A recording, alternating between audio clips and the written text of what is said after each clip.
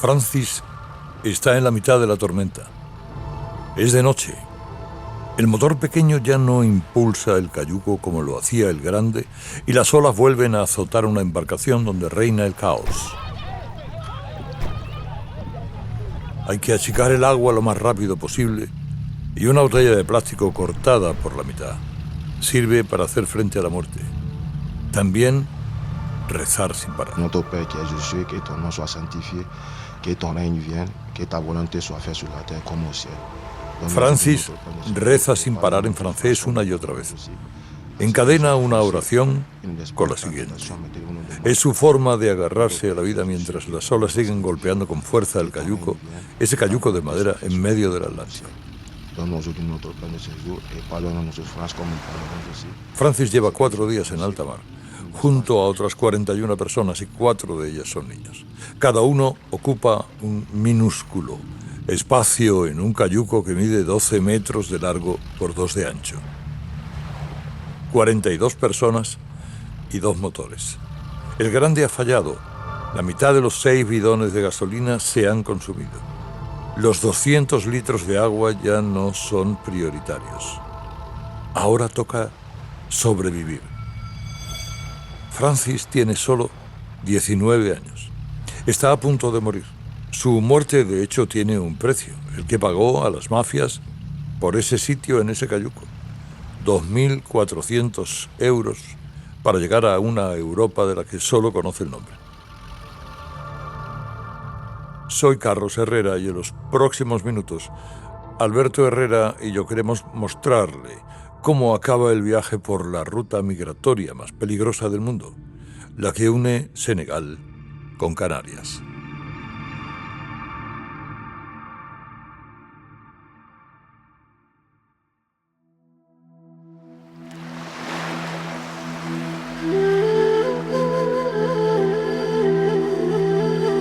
El drama de llegar a Europa. Un podcast original de COPE. Episodio 2.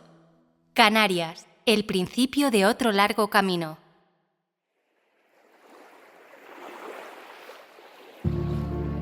Hace 5 días que Francis salió de Senegal rumbo a Canarias. Han pasado solo unas horas desde que mirase a la muerte de frente. Francis y el resto de los 41 ocupantes del cayuco han sobrevivido a duras penas a una tormenta eléctrica. Al contrario que en otras experiencias, aquí no hay muertos. El mar ya se ha calmado. Las miradas de todos se entrecruzan. Lo hacen en silencio, temblorosos.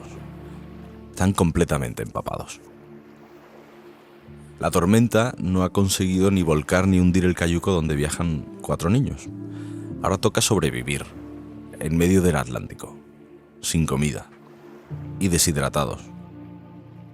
Ninguno es capaz de saber cuánto tiempo pasará hasta que vean tierra en el horizonte.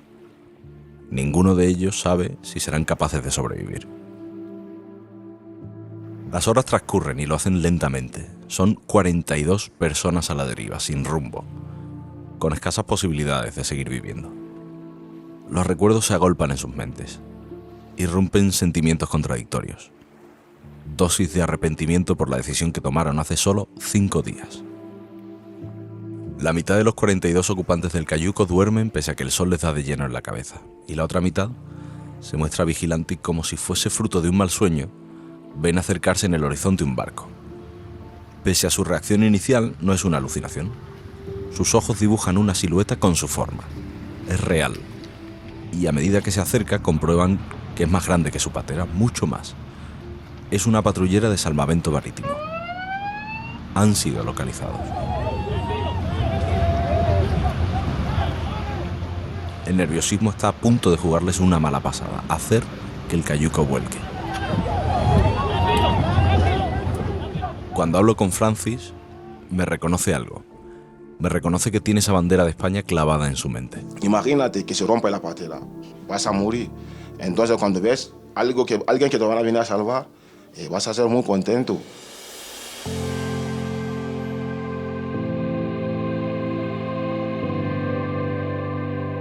La patrullera de salvamento marítimo escolta el cayuco hasta sus costas, hasta costas españolas. Ni Francis ni sus 41 acompañantes saben qué suelo pisarán. En unos minutos estarán en Fuerteventura. Es 27 de marzo de 2020 y España va a cumplir sus primeros 15 días confinada en casa por el coronavirus.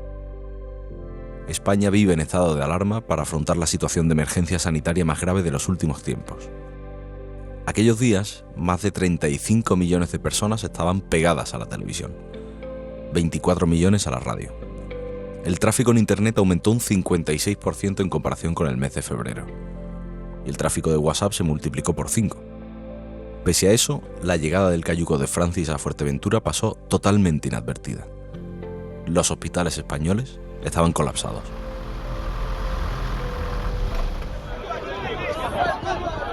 Francis pisa tierra. Apenas tiene fuerzas. Han pasado 5 días en la misma posición en un cayuco que ha recorrido más de 500 kilómetros. Y llega con lo opuesto. Tras el cribado inicial que realiza el personal sanitario y la Guardia Civil para determinar su estado de salud, es conducido a unas dependencias donde pasará las siguientes horas. En su cabeza hay un solo pensamiento. Tiene que conseguir un teléfono para ponerse en contacto con su madre. La primera llamada desde Europa será a ella, a su madre. No quiere preocuparla, solo decirle que está vivo. Ella se queda llorando porque es muy difícil, porque siempre entendía que hay una partera que se hace un naufragio que le daba miedo mucho y se quería llorar. Sí. Han pasado 3 años. Cuando le pregunto a Francis por la edad de su madre, me sorprende que no me la sepa decir. Por momentos duda, 30, 40, 50, y algo me contesta. Aquel 31 de marzo de 2020, Roslyn no puede creer lo que está escuchando. Francis ha salido de su casa con tan solo 18 años y 12 meses después, su madre por fin tiene noticias suyas. Sabía que tuvo que cruzar varios países para lanzarse al mar en cayuco. Su padre intentó por todos los medios que no lo hiciera. Ahora, con 19 años, Francis acaba de cumplir su objetivo. O por lo menos, acaba de recorrer el principio de otro largo camino, el de su estancia en Europa. Aquel 2020 llegan a Canarias 21.000 personas como Francis. Desgraciadamente, 2023 ha superado aquellas cifras. 31.817 personas han arribado ya a las islas. Es el dato, ahora mismo, pero irá más seguro. Sobre quienes salieron y nunca llegaron a Europa, eso sí, no hay cifras oficiales. Este año se calcula que ya hay más de 2.000 muertos en esa ruta.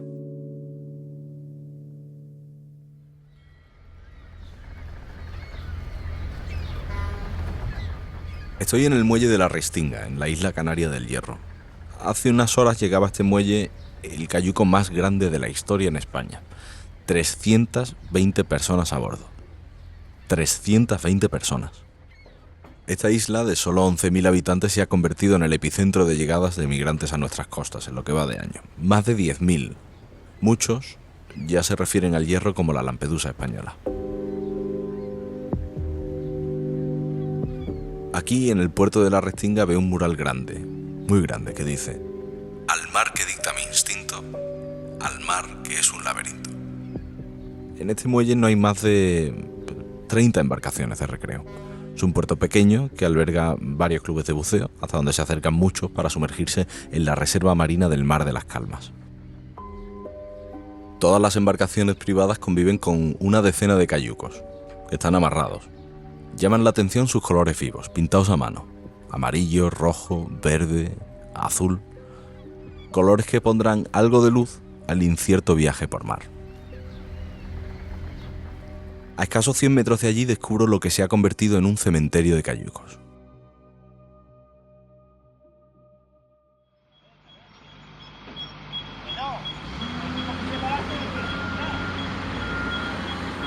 Un primer reconocimiento visual me trae a la memoria el cementerio de chalecos salvavidas naranjas que vi en la isla de Lesbos en 2016 y que pertenecían a los miles de sirios que huyeron de su país en patera por Turquía. Un par de operarios revisan los añicos en los que se han convertido los cayucos que llegaron hace meses. Mañana llegará Fouseini con un camión para retirar los restos. Fouseini, buenos días. Buenos días. Te pregunto, tú eres de Mali, ¿verdad? Sí, yo soy de Mali. Fouseini es de Mali. Pisó esta isla del Hierro hace cosa de 14 años, el 7 de febrero de 2009. Tú sabes, por necesidad, ¿no? Esta fecha no se olvida, amigo. Es más que tu cumpleaños, me dice. Vemos si uno llega a Europa y la vida se mejora un poco. Cuando comparte conmigo su historia, detecto que se repiten elementos que he escuchado antes, que he escuchado en Francis y en otros migrantes. Muchos días sin poder moverse en el cayuco, unas condiciones pésimas, peligro de morir en el mar cuando deja de funcionar el GPS, todos los ahorros invertidos. 14 años después de llegar, Fouseini no ha conseguido cerrar la herida del viaje, la que lleva por dentro, el drama de llegar a Europa. Sabemos que llegamos a algunas Canarias, pero Tenerife... Fouseini no ha podido distanciarse de esa realidad. Ahora se encarga de destruir los cayucos que llegan a la isla. Es lo que marca el protocolo del Cabildo. Cuando los miro detenidamente, compruebo que llevan tanto tiempo en el agua que están completamente podridos por dentro. Todos, además todos, conservan restos del viaje, ropas, mochilas, bidones de agua.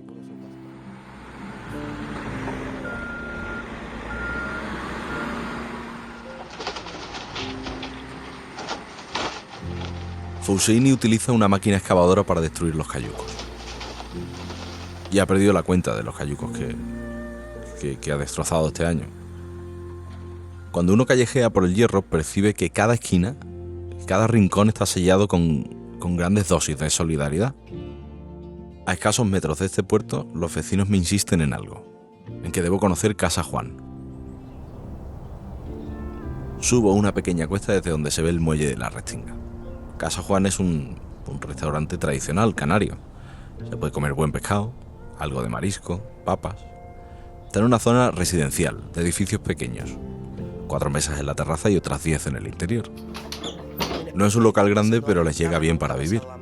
La pandemia, eso sí, fue un golpe durísimo para su dueña, para Lorena. Vale, lo que busca una vida mejor. Me cuenta que tuvieron que cerrar durante los meses duros del coronavirus. Las navidades de 2020 parecía que serían buenas, pero el repunte de casos les dejó claro que no iban a recuperar nada de lo perdido. ¿Qué hizo Lorena? Pues en lugar de cerrar su negocio, a cal y canto, decidió ofrecerse voluntaria. ¿Para qué?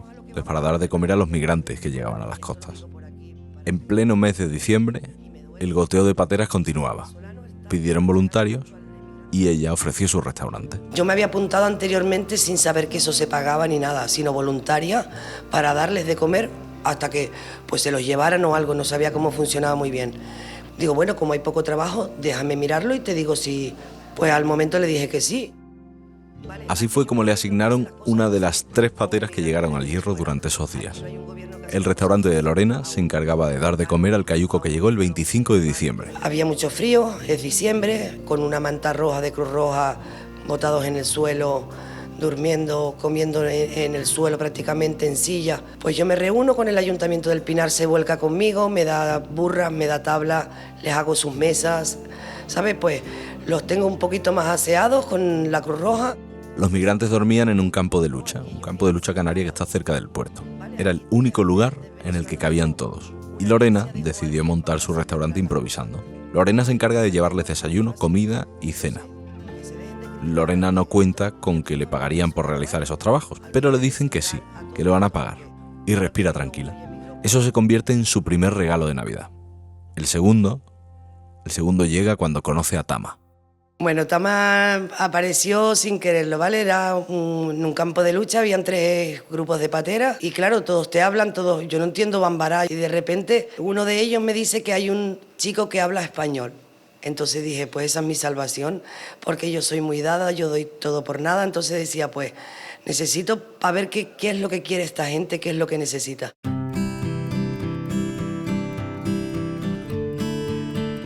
Fíjate lo que me ha dicho Lorena. De las 3 pateras que se encontraban en el campo de lucha, solo una persona sabía español. Y ese era Tama. Si estamos viniendo... Él es de Mali, pero había aprendido nuestro idioma antes, en Guinea Ecuatorial. Allí estuvo estudiando español, durante 1 año. Lorena vio en Tama la oportunidad de comunicarse con el resto. Así es como Tama le cuenta su historia. 8 días en un cayuco, en pleno invierno. Se fue sin decirle nada a sus padres. Ni mi padre, ni mi madre, ni nadie más, solo lo sabía mi hermano. porque a él le había dicho voy a subir en la patera. Después de un mes o un par de semanas, si no sabe nada de mí, es que no estoy vivo, porque un cayuco, nunca he visto el mar. La primera vez que vi el mar y me metí, entonces le dije así. Y esa fue la primera vez y sin saber nadar tampoco. Tama se lanza al Atlántico sin saber nadar y sin haber visto el mar nunca. Lo hace desde Gambia, más de 1.500 kilómetros en línea recta. Una auténtica locura. Pero Tama toca tierra canaria. Tama y Lorena se entienden rápidamente. Tama se convierte en su ayudante para gestionar la crisis. Le hace de traductor y facilita el trabajo de Lorena con las comidas.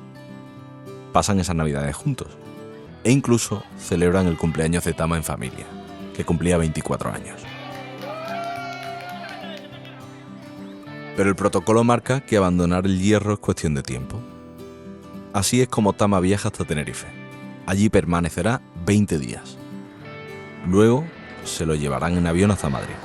Le montarán en un autobús y le ubicarán en Almería. Luego pasará a Jaén, después a Granada, y estando allí recibirá la llamada de Lorena. Lorena tiene un puesto de trabajo para él en su restaurante. Ella misma se encargará de ayudarle con el tema de los papeles y también está dispuesta a costearle el billete.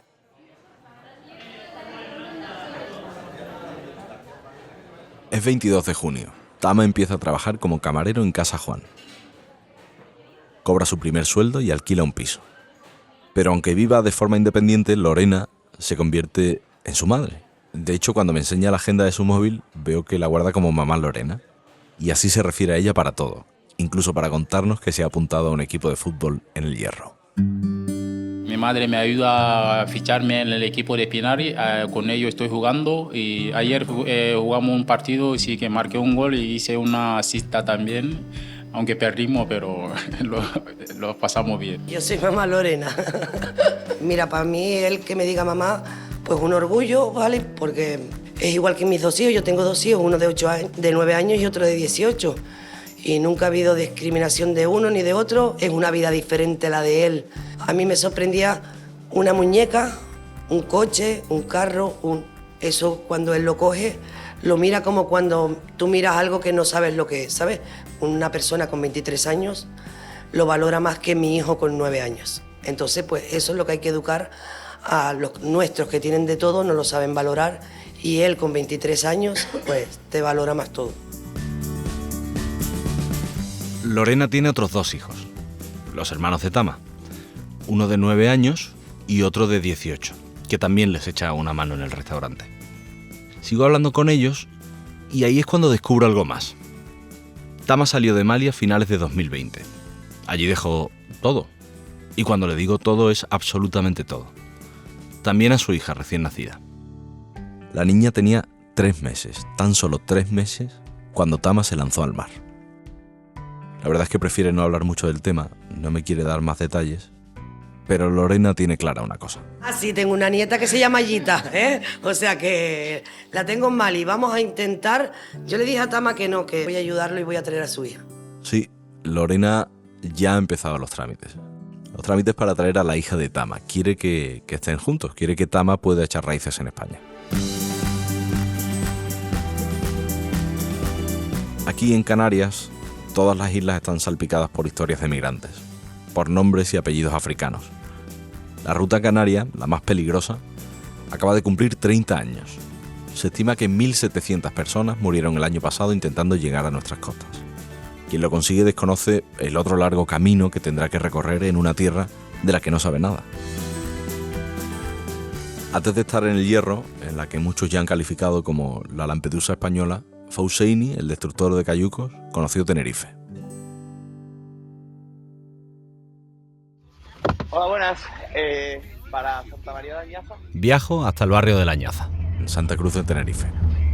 En él residen más de 300 vecinos que habitan en 2 bloques. En total 358 viviendas, conocidas como los edificios Azul y Rojo. Una zona humilde. Hasta luego, gracias. Allí conozco a Boubacar. Imagínate si tienes tu sitio solamente así. Este joven de Gambia y de 21 años llegó a España en plena pandemia y lo hizo siendo menor de edad, con tan solo 16 años. Cuando quedo con él, me cuenta que siempre quiso estudiar en África, vincular su futuro profesional a un continente, pero después me reconoce que cuando tu familia es pobre, pues eso es muy difícil. Con solo 8 años, tiene que ponerse a trabajar cargando las maletas de los turistas que utilizaban un ferry. No tenía sueldo fijo. Lo único que conseguía eran propinas. Cansado de esa situación y de ver cómo sus amigos estudiaban para luego ganar solo 100 euros al mes, decide dar el paso e intentar llegar a Europa por la ruta canaria, la más mortífera. Y aquí está, Layi, Mayoro, que es de Senegal, Yacine, que es de Marruecos, Layi, que es de Mali. Que ahí va, y aquí tienes en la cocina preparando la comida de hoy. Cuando uno accede a la casa de Boubacar y de Habibu, lo primero que se encuentra es un tendedero, con algo de ropa secándose. Son ellos los que hacen todo, lavan, cocinan. En el salón unos cuadros con imágenes del mar les recuerdan de dónde vienen. 2 sofás cubiertos por 2 mantas y 2 mesas de madera ocupan todo el espacio. Sobre la más pequeña un cuaderno escrito a mano, con verbos y números, que certifica que estudian ortografía y matemáticas. Todos llegan a España sin saber castellano y todos tienen elementos comunes. Habibu es de Mali, el país más inestable de África. Allí tiene 26 años, pero en España, al no tener ningún documento oficial, los reconocimientos físicos le otorgan solo 20. Habibu intentó salir de su país eligiendo otra ruta, la mediterránea. De Mali se dirigió a Argelia andando 4.300 kilómetros. Has escuchado perfectamente. 4.300 kilómetros andando. Cuando llegó a Argelia, los militares le persuadieron de sus planes y de Argelia se marchó a Libia. Sí, yo fui a Libia a intentar a patera ahí mismo también. Pero los militares de Libia nos cerran en cárcel durante un mes, una semana y nos mandan a Mali. Habibu no ceja en su empeño y consigue embarcarse sin pagar en un cayuco desde Mauritania. Pasa 11 días en patera. En ella, este joven de 1,83 m de altura resulta herido en una pierna, en la pierna derecha. Una lesión que se infectará y acabará en amputación. Habibu pierde la pierna derecha y al drama de haber llegado a Europa se suman las cargas familiares. Su madre se ha quedado en Mali, enferma. Necesita que le envíe parte de los 700 euros que gana en su trabajo para comprar medicamentos. Cuando tiene médico y me llama, me dice que necesita eso, y yo lo mando eso. Y, por ejemplo, a veces al mes yo puedo enviar 300, 350, a veces si tiene más, yo mando más.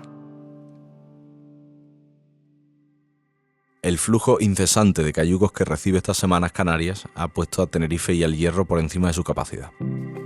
Solo el Hierro, una pequeña isla con 11.000 habitantes, ha recibido más de 10.000 migrantes. 10.000 migrantes para 11.000 vecinos. Una fotografía por la que muchos ya la han calificado como la Lampedusa española. Uno de esos migrantes es Boido. Llegó procedente de Mauritania vía Senegal. Pagó 1.000 euros a las mafias por un sitio en un cayuco con capacidad para 44 personas. Hace solo 2 semanas salió de la cárcel. La policía le acusó de ser el capitán de la embarcación. Si tu patera llega aquí, policía pregunta gente dónde jefe de barco, dónde capitán de barco, gente no sabe. Siempre aquí jefe de patera no gusta venir aquí. Ajá. Jefe de patera siempre a África. Claro. Con 34 años y sin conocer a nadie, Boido pidió ayuda a la Fundación Buen Samaritano que dirige el Padre Pepe en Tenerife. Yo soy Pepe. Mucho Pepe. Encantado. El barrio en el que viven Boubacar, Boido y Habibu es el barrio de La Ñaza en Santa Cruz de Tenerife. Como te decía hace unos minutos, en él residen más de 300 vecinos y habitan en 2 bloques. En total 358 viviendas, conocidas como los edificios Azul y Rojo. Una zona humilde en la que el Padre Pepe decidió crear en 2017 la Fundación Buen Samaritano. Han pasado 6 años y me reconoce que todavía hoy no se quita de la cabeza una fecha. El 6 de enero del 2020 hay un antes y un después. Lo que sabía de África era porque había ido hace años a un proyecto de cooperación, un mes, un máster en experiencia humana con ellos. Me he tenido que poner al día en un montón de cuestiones que yo jamás imaginé. Cuando ya tocas la realidad, ves cómo viven, ves a sus familias y demás y tal, es que es imposible vivir tan cerca, que como digo, yo estoy más cerca de Senegal, de Dakar, que de Madrid. Como te digo, lo que se está viviendo en este 2023 ha sorprendido a todos, incluso al padre Pepe. Nos ha arrojado cifras sin precedentes desde la crisis de los cayucos en 2006, cuando la ruta canaria marcó su máximo histórico. En otros momentos de crisis, como el volumen de migrantes que venían no era tan potente, más o menos los recursos oficiales contenían, derivaban y demás. Pero a partir de 2020 empezamos a encontrarnos con una realidad distinta. Y es que nos encontramos a chicos con mayores de 18 años que los veíamos por fuera de recursos, a lo mejor de ayuntamientos o lo que sea, y que no daban cabida para poderlos acoger a todos. Entonces chicos muy jovencitos, 18, 19 años, y entonces pues ahí donde ya nosotros... El padre Pepe da empleo hoy a 26 personas.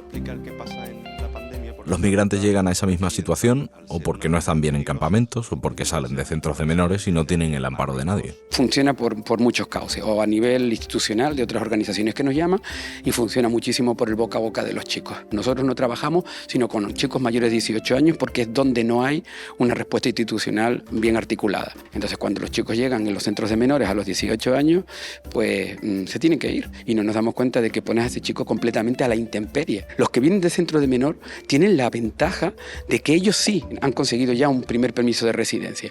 Con 18 años es acogerlos y tienen la posibilidad de trabajar, entonces automáticamente vincularlos al mercado laboral. ¿Los mayores de edad todavía tienen que pasar 3 años hasta poder pedir el arraigo para poder...? Sí, los que llegan mayores de edad, salvo que se les conceda el asilo, sus países no son países especialmente bélicos. Mali a lo mejor se contempla un poco más el tema del asilo, pero desde luego Senegal, Gambia, a esta gente... De hecho ellos no saben que pueden pedir, la mayoría no sabe que puede pedir el asilo. Claro, no lo saben, pero también esto funciona mucho por el boca a boca. Se les pide, pero después los tiempos que tardan son demasiado largos. Entonces no nos damos cuenta de que si fuéramos más facilitadores en este tema, favoreceríamos una integración mejor.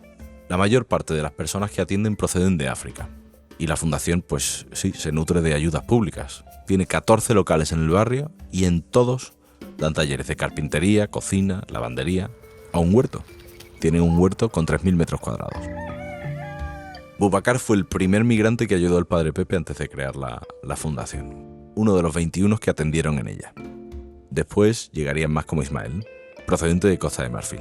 Su mujer murió en el viaje y le separaron de su hija de 3 años tras ser encarcelado. La policía le acusó de ser el patrón del cayuco.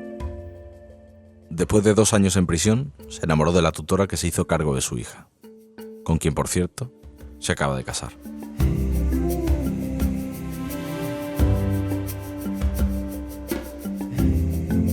Después de todo esto, y a pesar de las llegadas constantes en pateras, ¿hay esperanza?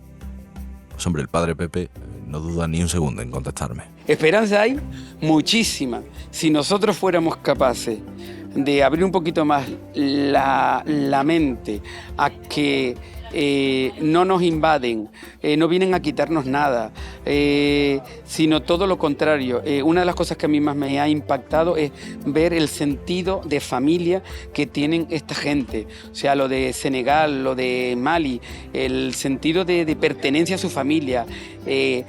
A lo mejor no son tan de manifestar más tan afectuosamente los vínculos familiares, pero el compromiso con su familia es brutal. Es lecciones de vida para nosotros.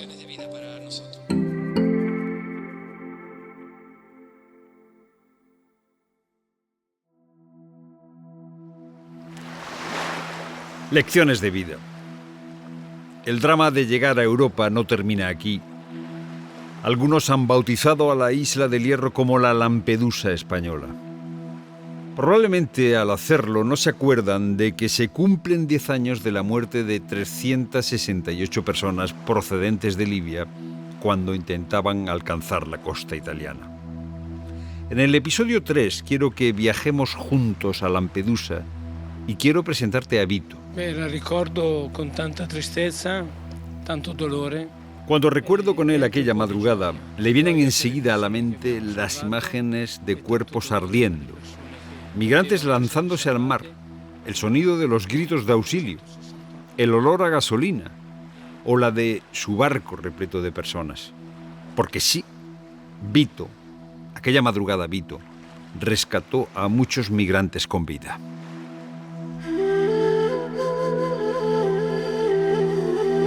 El drama de llegar a Europa, un podcast original de COPE. Dirección y guión, Israel Remuñán y Antonio Rantia. Producción, Israel Remuñán. Diseño sonoro, Jesús Agudíez. Documentación, Mari Carmen Bernal.